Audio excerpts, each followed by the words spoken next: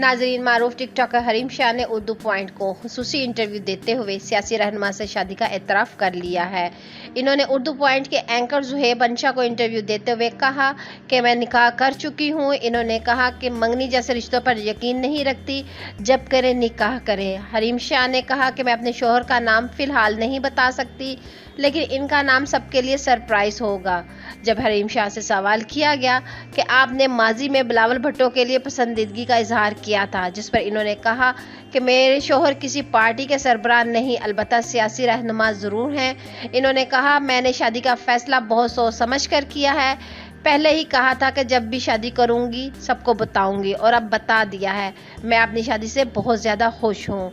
मेरे 1-2 प्रोजेक्ट चल रहे हैं जो मुकम्मल होने पर रुखसती करूंगी। फ़िलहाल सिर्फ निकाह हुआ है। लव मैरिज करने के सवाल का जवाब देते हुए टिकटॉकर स्टार ने कहा कि हम दोनों की आपस में अच्छी अंडरस्टैंडिंग थी। मैं मोहब्बत पर यकीन नहीं रखती, हमारे बीच अच्छी अंडरस्टैंडिंग ज़रूर थी, इसलिए मैं इसे मोहब्बत की शादी का नाम नहीं दूंगी। निकाह एक खूबसूरत रिश्ता है और निकाह के बाद अल्लाह खुद जोड़े के दिल में एक दूसरे के लिए मोहब्बत डाल देता है। निकाह बहुत खूबसूरत रिश्ता है। वैसे भी मुझे किसी से प्यार मोहब्बत के बाद शादी नहीं करनी थी, क्योंकि ऐसे सिर्फ वक्त ज़ाया होता है। हरीम शाह ने खुद से मंसूब स्कैंडल्स का जवाब देते हुए कहा कि स्कैंडल तो सबके बनते रहते हैं, चाहे वो मजहबी शख्सियत हो या फिर सियासी शख्सियत। तो नाजरीन, इस वीडियो को लेकर अपनी कीमती राय का इजहार नीचे कमेंट्स बॉक्स में ज़रूर करिएगा। वीडियो को लाइक करने के साथ साथ हमारे चैनल को भी सब्सक्राइब कर दीजिएगा ताकि लेटेस्ट अपडेट्स मिलती रहे।